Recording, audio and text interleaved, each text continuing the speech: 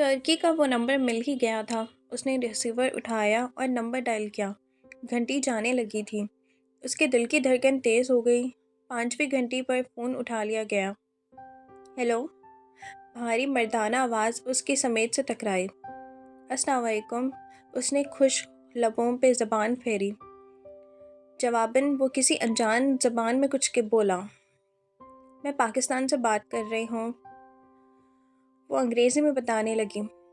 پاکستان سے کون؟ اب وہ بھی انگریزی میں پوچھ رہا تھا۔ اس کی آنکھوں میں پانی بھرنے لگا۔ میں سبین سکندر کی بھتیجی ہوں، پلیز آپ ان کو فون دیں۔ وہ اٹک گئی۔ کوئی میسیج ہے تو بتا دے، وہ جواہر تک گئی ہے، وہ مصروف انداز میں کہہ رہا تھا۔ اب یہ جواہر کیا تھا، اسے کچھ اندازہ نہیں تھا۔ وہ سبین پھپھو نے پاکستان نہیں آنا داور بھائی کی شادی پر؟ نہیں، وہ بزی ہے۔ شاید وہ فون رکھنے ہی لگا تھا کہ وہ کہہ اٹھی۔ آپ کون ہیں؟ ان کا بیٹا جہان۔ کھٹ سے فون رکھ دیا گیا۔ اس نے بھیگی آنکھوں سے ریسیور کو دیکھا اور پھر زور سے پٹک دیا۔ بے اختیار اس کی آنسو صاف کرتے وہ جھک کر سینڈل پہننے لگی۔ آنکھوں سے میک اپ ذرا سا خراب کر دیا گیا۔ وہ پھر سے اسے ٹھیک کر کے کچھ دیر بعد باہر آئی تو گیٹ کی طرف سے ظفر چلا آ رہا تھا۔ اس کے ہاتھ میں سفید آدھے گلابوں کا بکے تھا۔ وہ بے اختیار رک گئی، پھر لہنگا سنبھالتے برآمدے میں زینے میں اتر آئی۔ یہ کیا ہے ظفر؟ اوہ، تسی اتھے ہو؟ یہ کوریئر والے نے دیا ہے۔ ظفر نے گلدستہ اور ایک بند لفافہ اس کی طرف بڑھایا۔ وہ پچھلے 8 سال سے طاہر فرقان کا ملازم تھا۔ وہ گاؤں سے اسے لے کر آئے تھے۔ جب آیا تھا تو پنجابی بولتا تھا، پھر ان 7 برسوں میں اردو سیکھنے کی کوشش کی تھی مگر ناکام رہا۔ اب وہ کوئی درمیانی زبان بولتا تھا۔ ٹھیک ہے، تم جاؤ۔ اس نے بکے کو بازو اور سینے کے درمیان پکڑا اور دونوں ہاتھوں سے بند لفافہ کھولنے لگی۔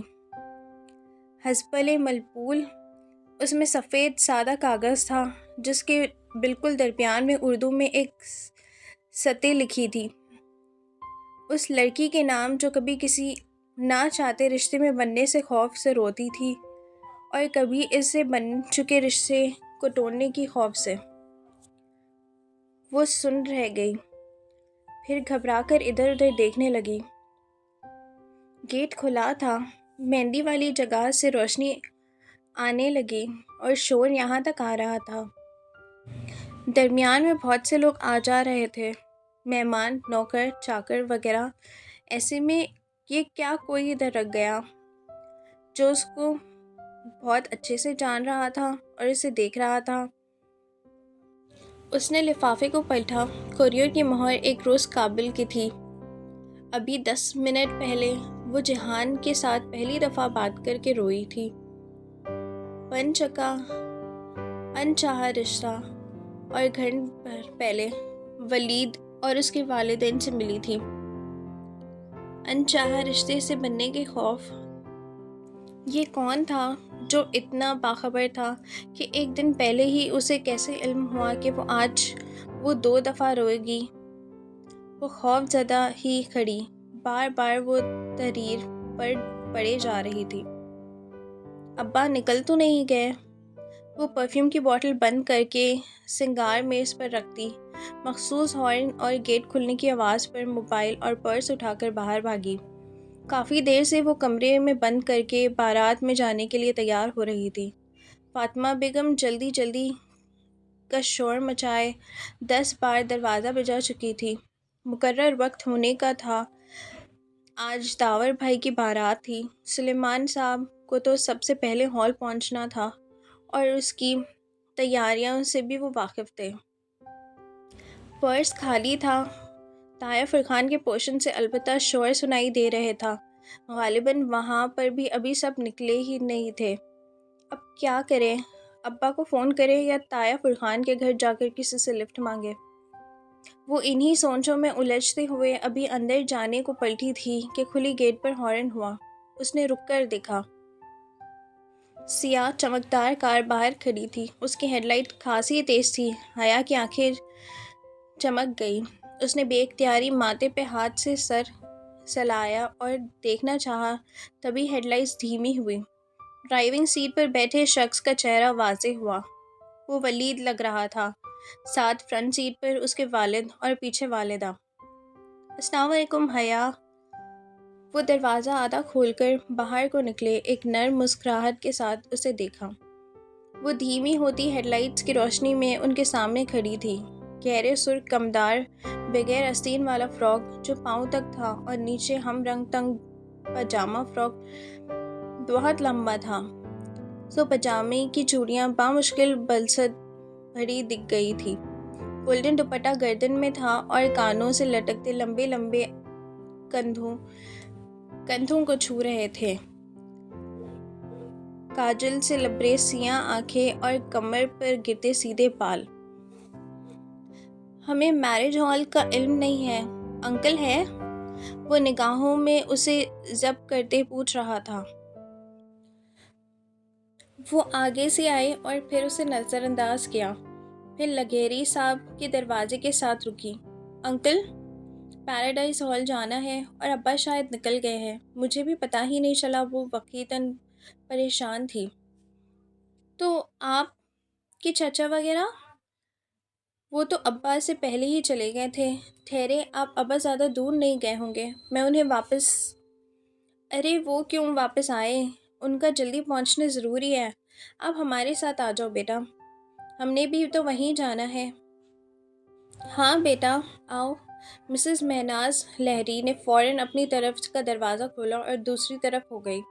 وہ چند لمحے تعجب میں کھڑی رہی۔ اب اگر ابا کا انتظار کری تو آدھا فنکشن نکل ہی جاتا، اور ان کے ساتھ جاتی تو ابا برا نہیں مانیں گے، یہ تو اسے یقین تھا۔ چلیں ٹھیک ہے۔ وہ ہچکچاتے ہوئے پیچھے کی سیٹ کی طرف برک ہوئی۔ تو ہماری بیٹی کیا کرتی ہے؟ راستے میں لگیری صاحب نے پوچھا۔ جی میں شرعی میں لاء این LLB آنرز کر رہی ہوں۔ یعنی کہ آپ اسلامک وکیل ہیں؟ جی، وہ پہلے مسکرائی۔ یہ لوگ اتنی اپنائیت کیوں دے رہے تھے اسے؟ تو یہ شرعی لاء کا سبجیکٹ ہے کیسا؟ عمر لگیری نے بات آگے بڑھاتے ہوئے کہا۔ کیونکہ میں بنیادی طور پر ایک انجینئر ہوں، اور انجینئرنگ میں شروع میں مشکل لگتی ہے، بعد میں آسان ہو گئی۔ مجھے شرعی شروع میں مشکل لگتی تھی، بعد میں آسان ہو گئی۔ وہ تین ہنس پڑے تو اسے احساس ہوا کہ وہ خواہ ان کے ساتھ زیادہ بے تکلف نہیں ہونا چاہیے۔ حیا بیٹا، آپ کی شادی کے بعد پریکٹس کا ارادہ ہے؟ کیونکہ میں اور آپ کے انکل تو کبھی اس معاملے میں زبردستی کے قائل نہیں رہے۔ ہم نے فیلڈ منتخب کرنے سے لے کر کیریئر بنانے تک ہر چیز میں اپنے بچوں کی مرضی کو آگے رکھا ہے۔ خود ولید کو بھی شادی کے بعد بیوی کے جاب کرنے پر کوئی اعتراض نہیں ہے، مہناز کہہ رہی تھی، اور وہ ہکا بکا ان کو دیکھ رہی۔ کیا معاملات اتنے آگے بڑھ چکے ہیں کہ وہ اسی خوش فہمی کا شکار تھے کہ ابا ان کو کبھی انکار نہیں کریں گے؟ بامشکل ہوں ہاں میں اس کے سوالات کے جواب دیتے۔ وہ اس وقت پر پرسکون جب میرج ہال کی بتی نظر آنے لگی۔ لفٹ کا شکریہ انکل۔ وہ انکل اور آنٹی کے ساتھ باہر نکلے۔ اسی پر لیری انکل کا موبائل بجا تو وہ معذرت کر کے ایک طرف چلے گئے۔ مہناز بھی ان کے پیچھے گئی۔ حیا سنیے، وہ جانے ہی لگی تھی کہ ولید نے پکارا۔ وہ اب تک اندر اسٹیئرنگ والے تھامے بیٹھا تھا۔ مجھے آپ سے بات کرنی ہے۔ وہ اپنی طرف شیشہ نیچے کیے اسے مخاطب ہوا۔ مگر یہ مناسب نہیں۔ مگر مجھے اس رشتے کے حوالے سے بات کرنی ہے۔ اگر آپ 2 منٹ اندر بیٹھے میری بات سن لیتی تو… ساتھ ہی اس نے فرنٹ سیٹ کا دروازہ کھولا۔ روشنی کی ایک گونجا سی ذہن میں لپکا۔ موقع اچھا تھا، وہ اس کو اپنے نکاح کے بارے میں بتا کے سارا معاملہ یہیں دبا سکتی تھی۔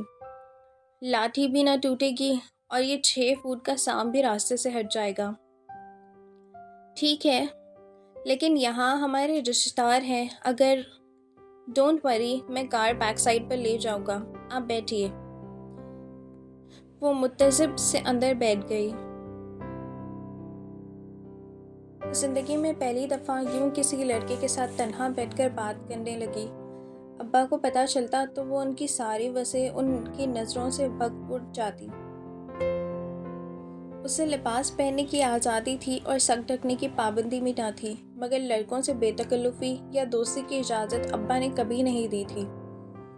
وہ بیٹھی تو خود ولید کی زن سے گاڑی بھگا لے گیا۔ آپ کو جو بھی کہنا ہے جلدی کہیے، پھر مجھے بھی کچھ کہنا ہے۔ وہ سر جھکائے گود میں رکھے ہاتھوں کی انگلیاں موڑ رہی تھی۔ عجیب حالت ہو رہی تھی اس کی۔ پہلے آپ کہیں۔ ولید میرج ہال کی پچھلی طرف سے نسبت سنسان گلی میں گاڑی لے آیا تھا۔ اوکے، مجھے آپ کو کچھ بتانا ہے، وہ گردن جھکائے کہنے لگی۔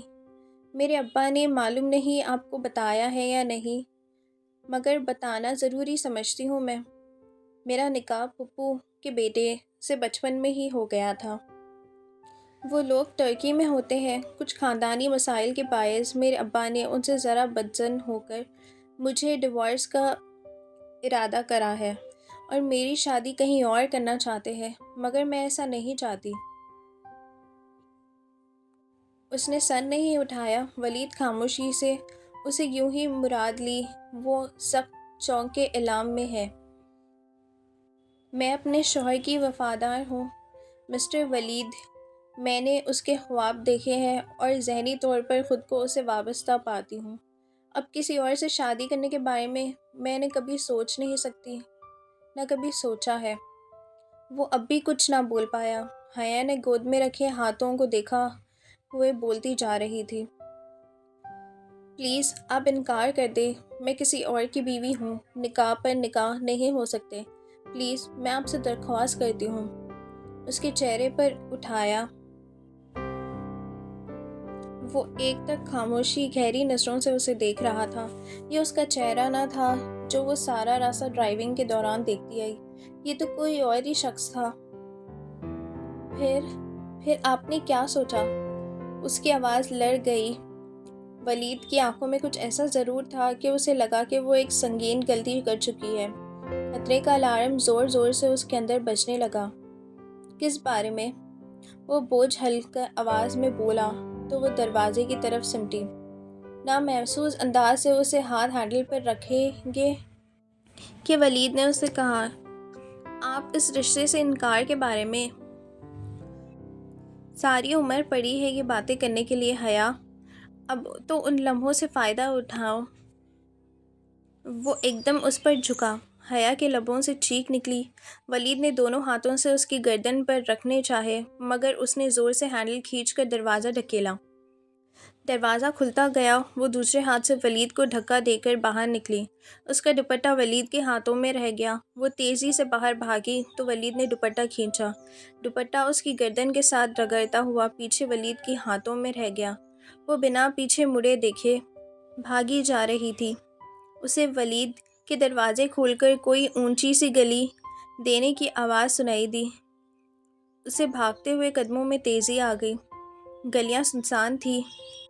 جانے وہ کہاں لے آیا تھا؟ آج اتوار تھا اور دکانوں کی شٹر گرے ہوئے تھے۔ وہ ادھر ادھر بھاگتے بغیر آواز دوڑتی گئی، ایک گلی میں مڑ گئی۔ پیچھے کوئی دوڑتا آ رہا تھا۔ وہ بھاگتی ہوئی گلی کے دوسرے سرے تک پہنچی، مگر یہ کیا؟ گلی بند تھی، ڈیڈ اینڈ۔ وہ بے ساختہ پلٹی۔ بھاگتے قدموں کی آواز قریب آ رہی تھی۔ وہ دوڑ کر گلی کے بند سرے تک آ گئی اور دیوار کی اینٹوں کو چھو کر ٹوٹولا کر رہی تھی۔ شاید اندر کوئی جادوئی دروازہ ہو، شاید ہیری پوٹر کی کہانیاں سچ ہوں، مگر کیوں بھاگتی ہو؟ مسرور سے انداز میں کسی نے پیچھے سے کہا تو وہ گھبرا کر پلٹی۔ ولید سامنے سے قدم قدم چلتا آ رہا تھا۔ اس کے لبوں پر فاتحانہ مسکراہٹ تھی۔ وہ ڈھال دیوار کی طرف سے لگ گئی۔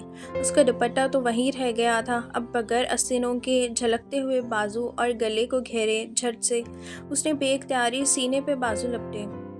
مجھے جانے دو، اس کی آواز بھر گئی۔ پہلی دفعہ اسے اپنی غلطی اور پہلی دفعہ اتنی بڑی سزا۔ कैसे जाने दूँ? फिर तुमने हाथ थोड़ी आना है। वो चलते चलते उसे चंद कदमों के फासले पे आ खड़ा हुआ था। डोर से लगे स्ट्रीट पोल के बल्ब उसके पीछे चुप गया। प्लीज़, मैं ऐसी लड़की नहीं हूँ। तो कैसी लड़की हो? मुझसे लिफ्ट ले ली मगर शादी से इनकार है। तभी गाड़ी में इतनी बेरुखी दिखा रही थी। वो उसके बिल्कुल सामने आ रुका। प्लीज़। वो हौले हौले लरस रही थी। उसमें इतनी हिम्मत नहीं थी कि वलीद को धक्का देती। वो मुस्कुराते हुए आगे बढ़ा। हया ने सख्ती से आंखें मींच ली। सर उसका चकराने लगा था।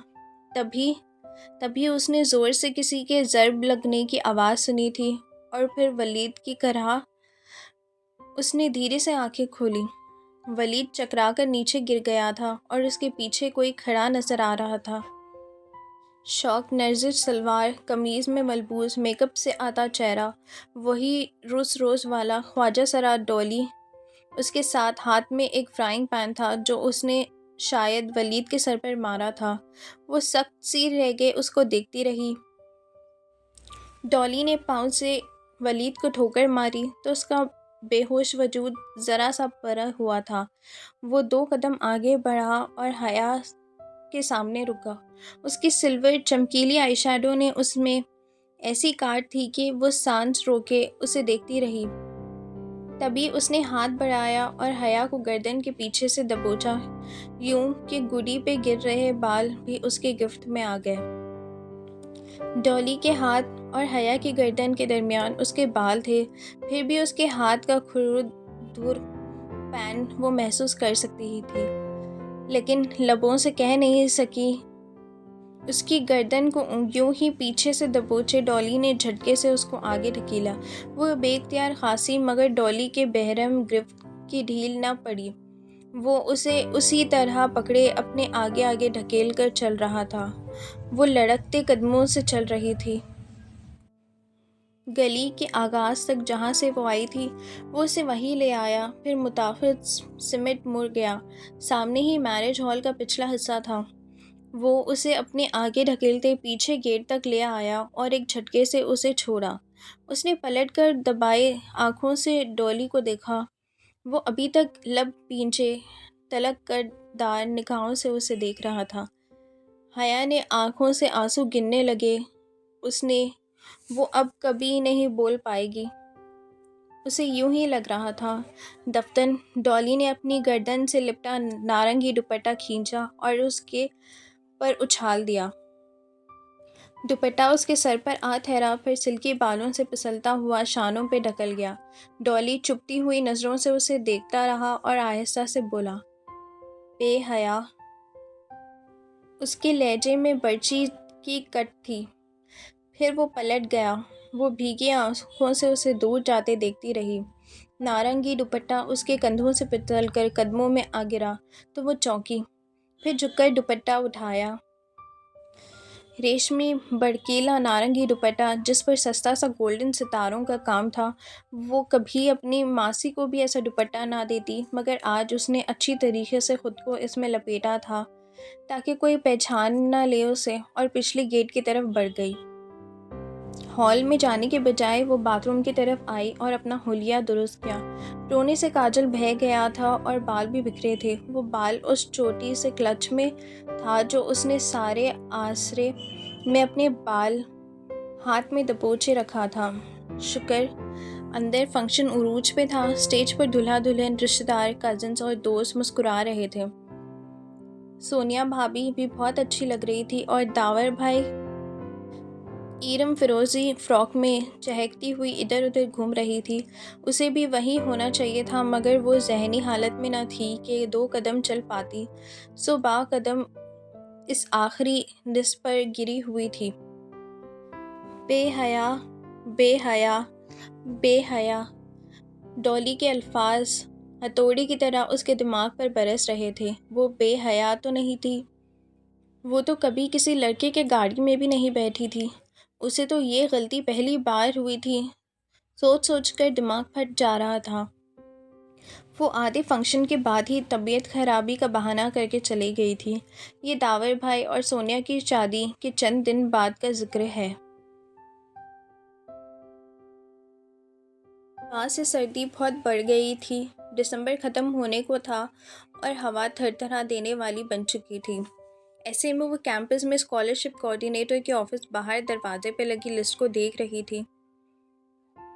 ایراسمس مونڈس ایکسچینج پروگرام کے تحت اسٹوڈنٹس میں سے صرف 2 لڑکیاں سبانجی یونیورسٹی جا رہی تھیں، حیا سلیمان اور ختیجہ رانا۔ یہ ختیجہ رانا کون ہے بھلا؟ وہ سوچتے ہوئے اپنی ایک ہاتھوں سے واپس میں لگڑ رہی تھی۔ سردی سے اس کی ناک سر پڑ گئی۔ لانگ شرٹ اور ٹراؤزر میں اسٹائلش سا لانگ سویٹر پہنے وہ دروازے کے سامنے کھڑی تھی۔ دفتن عقاب سے کسی نے اسے پکارا، ایکسکیوز می۔ وہ چونک کر پلٹی۔ پیچھے سے ایک لڑکی کھڑی تھی، کندھے پر بیگ، ہاتھ میں ڈائری اور پین اور آنکھوں پر بڑا سا چشمہ۔ وہ اس کو نام سے نہیں پہچانتی تھی، مگر اس کو کافی دفعہ یونیورسٹی میں دیکھا ضرور تھا۔ وہ لڑکی اسے خواہ ہی بہت بری لگتی تھی۔ یہ حیا سلیمان کون ہے بھلا؟ وہ چشمے کے پیچھے سے آنکھیں سائڈ سوچتے ہوئے کہہ رہی تھی۔ حیا نے ایک طنزیہ نگاہ میں اسے سر سے پیر تک جائزہ لیا، پھر ذرا رکے انداز میں بولی، میں ہوں۔ اوہ، اسے جیسے مشکل سے اپنی ناگواری چھپائی۔ میں آپ کے ساتھ ترکی جا رہی ہوں حیا۔ میں ختیجہ رانا ہوں، میرے فرینڈز مجھے ڈی جے کہتے ہیں، لیکن آپ میری فرینڈ نہیں ہیں، سو آپ ختیجہ ہی کہیے گا۔ مجھے بھی صرف حیا میرے فرینڈز ہی کہتے ہیں، آپ مجھے مس سلیمان کہہ سکتی ہے، وہ کہہ کر پلٹ گئی۔ عجیب بددماغ لڑکی تھی وہ ختیجہ رانا، اسے پہلے ہی خواہ ہی بہت بری لگتی تھی، اور اب اندازہ ہو چکا تھا کہ اس کی بھی حیا کو لے کر ایسے ہی خیالات تھے۔ وہ جیسے ہی گھر آئی، ظفر سامنے سے آیا بھاگتے ہوئے، ہامتا ہوا، حیا بی بی، ہیلو۔ وہ بھی بولو بھی کچھ۔ وہ گاڑی کا لاک خوف سے زیادہ ہوئی۔ آپ کو ایرم بی بی بلا رہی ہیں، خیریت؟ خیریت نہیں لگتی جی، وہ بہت رو رہی ہے، ظفر نے رازداری سے بتایا تو وہ چونکی۔ اچھا، میں آتی ہوں، تم یہ میرا بیگ ذرا اندر رکھ دو۔ وہ سیدھا ایرم کے گھر کھلنے والے درمیانی دروازے کی جانب بڑھ گئی۔ لانج میں سائمت آئی اور سونیا بیٹھی تھی، سامنے کوئی کمدار دوپٹہ پھیلا کر رکھا تھا اور وہ دونوں اس کے ساتھ الجھی تھی۔ آہٹ سے سر اٹھایا، اسے دیکھ کر دونوں ہی مسکرا دی۔ حیا کیسی ہو؟ بالکل ٹھیک۔ ایرم کدھر ہے تائی اماں؟ مجھے بلا رہی تھی، اندر کمرے میں ہوگی۔ اوکے، میں دیکھ لیتی ہوں۔ وہ مسکرا کر راکداری کی طرف بڑھ گئی۔ ایرم کا دروازہ بند تھا، اس نے ڈور لاک گھما کر ڈھکیلا، دروازہ کھلتا چلا گیا۔ بیڈ پر ایرم ایک دم بیٹھی تھی، اس کے سامنے لیپ ٹاپ کھلا تھا، چمکتی اسکرین کی روشنی ایرم کے چہرے کو چمکا رہی تھی، جس پر آنسو لڑکنے صورت پر بہنے لگے۔ ایرم کیا ہوا؟ وہ قدرے فکر مندی سے ایرم کے سامنے بیٹھی۔ ایرم نے سرخ آنکھیں اٹھا کر حیا کو دیکھا، اس کی آنکھوں میں کچھ تھا جو اسے ٹھٹک گیا۔ حیا، ایک بات بتاؤ، اس نے الجھے ہوئے لہجے سے پوچھا تھا۔ بولو۔ ہم شریف لڑکیاں ہیں کیا؟ اپنے بارے میں تو یقین ہے، مگر تمہارا معاملہ ذرا مشکل ہے، اس نے ماحول کا بوجھ پن دور کرنے کے لیے کہا، مگر ایرم مسکرا تک نہیں رہی تھی۔ نہیں حیا، ہم دونوں ایک ہی معاملہ ہے، کیوں پہلیاں بجھا رہی ہو؟ ہوا کیا ہے؟ حیا مجھے بتاؤ، کیا ہم مجرا کرنے والیاں ہیں؟ وہ ایک دم رونے لگی تھی۔ ایرم، وہ سس رہ گئی، بتاؤ کیا ہم طفائف ہیں؟ وہ زور سے رونے لگی۔ ایرم، بات ہوئی کیا ہے؟ حیا بولو، ہم کیسی ہیں؟ نہیں، بالکل نہیں۔ پھر یہ کیا ہے؟ ایرم نے لیپ ٹاپ کی اسکرین کا رخ طرف کیا۔ یہ کیا ہے؟ اس نے الجھن سے اسکرین کو دیکھا۔ ایک ویڈیو اپلوڈ ویب سائٹ کھلی تھی اور اس پر ایک ویڈیو چل رہی تھی۔ ویڈیو کے کیپشن کے اوپر رومن میں لکھا تھا۔ ویڈیو کسی کی شادی کے فنکشن کی تھی اور ہر 100 خواتین اور درمیانی ڈانس کے فلور پر 2 لڑکیاں، ایک لہنگے گولڈن تھا اور دوسرا سلور، پوری چھت جیسی اس کے سر پر آ گری۔ نہیں، وہ کرنٹ کھا کر اٹھی۔ یہ کیا ہے؟ یہ شریفوں کا مجرا ہے حیا، اور یہ ہم نے کیا ہے۔ داور بھائی کی شادی کی ویڈیو ہے جو کسی نے انٹرنیٹ پہ ڈال دی ہے۔ یہ پڑھو، ویڈیو ڈالنے والے نے اپنے ای میل ایڈریس بھی دیا ہے جس پر میل کر کے پوری ڈانس کی ویڈیو حاصل کی جا سکتی ہے۔ یہ دیکھو، اس ویڈیو کو 3 سے اب تک سینکڑوں لوگوں نے دیکھ چکے ہیں۔ حیا، ہم برباد ہو چکے ہیں، ہم کہیں کے نہیں رہے۔ ایرم پھوٹ پھوٹ کر رو رہی تھی اور وہ سکھت سی اس کی اسکرین کو تک رہی تھی۔ یہ کوئی بھیانک خواب تھا۔ ہاں، یہ خواب ہی تھا، اور وہ اب جاگنا چاہتی تھی۔ اسکرین پر روشن سی پریوں کے مختلف حصوں پر اسے سرگ سے دھیرے کھینچ رہے تھے۔ جیسے ہی کوئی لڑکی کسی اسٹیپ پر جھکتی تو فوراً سرگ دائرے ابھرتے۔ اس کے کانوں سے دھواں نکلنے لگا۔ نہیں، یہ میں نے نہیں کیا۔ وہ ایک دم پیچھے کر رہی تھی قدم۔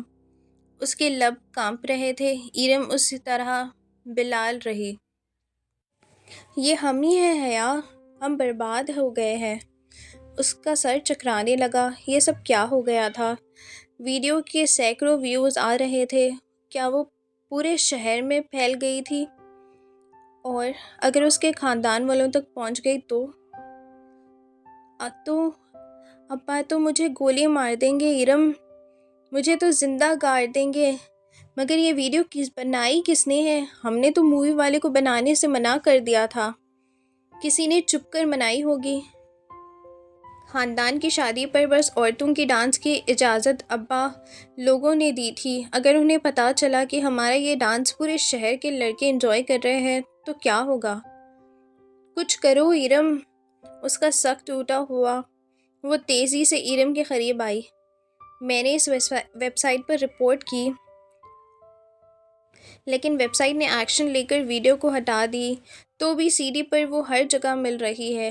ایسی چیزیں تو 2 منٹ میں پھیلتی ہے۔ ہم کہاں کہاں ہٹ سے ہٹوائیں گے۔ خدایا، یہ کیا ہو گیا ہے؟ وہ بے بسی سے زمین پر بیٹھتی چلی گئی۔ اگر ابا یا کسی نے بھائی وغیرہ کو معلوم ہو گیا تو خدایا، ہم کیا کریں گے؟ ایرم نے بھی خود کو کمرے میں بند کر لیا تھا، اور وہ بھی بس کمرے ہی کی ہو کر رہ گئی۔ سوچ کر دماغ پھٹا جا رہا تھا، مگر کوئی حل ذہن میں نہیں آ رہا تھا۔ شام میں فاطمہ بیگم نے اس کے کمرے میں جھانکا۔ حیا، اٹھو، کتنا سوگی؟ روہیل کا فون ہے امریکہ سے۔ وہ چہرہ دیکھتے لیتے ہی کرنٹ کھا چکی تھی۔ روہیل کا؟ کیوں؟ کیا کہہ رہا ہے؟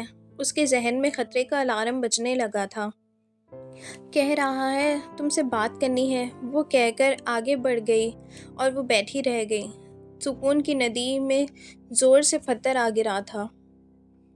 روہیل امریکہ میں تھا اور وہاں پر تو لوگ عموماً وقت سارا ہی آن لائن رہتے تھے، پھر ایسے میں اس کی نگاہوں سے ویڈیو گزر جانا ناممکن تھا۔ خدایا، اب وہ کیا کرے؟ اس نے پیروں میں سلیپرز ڈالے اور مرے مرے قدموں سے چلتی ہوئی باہر لانچ میں آئی۔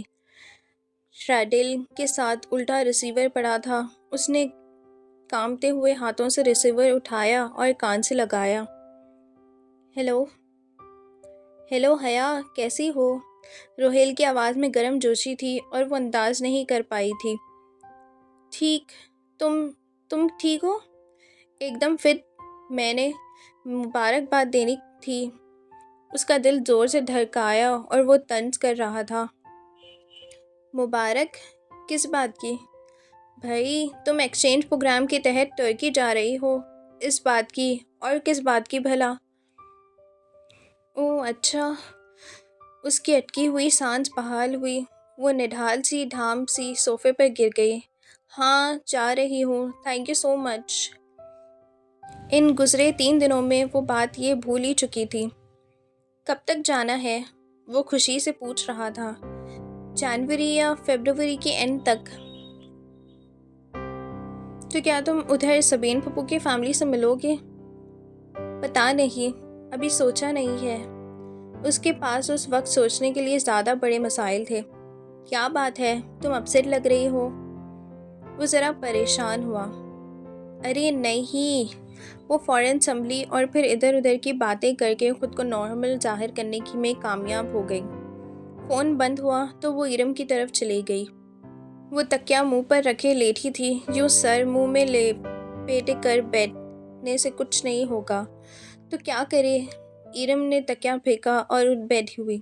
سب سے پہلے تو دونوں گھروں کے تمام کمپیوٹرز کی ویب سائٹ کو بلاک کرتے ہیں تاکہ کم از کم گھر والوں کو تو نہ پتہ چلے، پھر اس کا کوئی مستقل حل سوچتے ہیں۔ ٹھیک ہے چلو۔ امید کا سہارا ڈھک کر ارم کھڑی ہوئی۔ بنا کسی دقت کے جواب وہ تمام کمپیوٹرز پر اس ویب سائٹ کو بلاک کر چکی تھی تو سائمہ تائی نے آخر بتایا کہ رات میں ارم کو دیکھنے کے لیے تایا فرحان کے کچھ فرینڈز اور خاندان آ رہے ہیں۔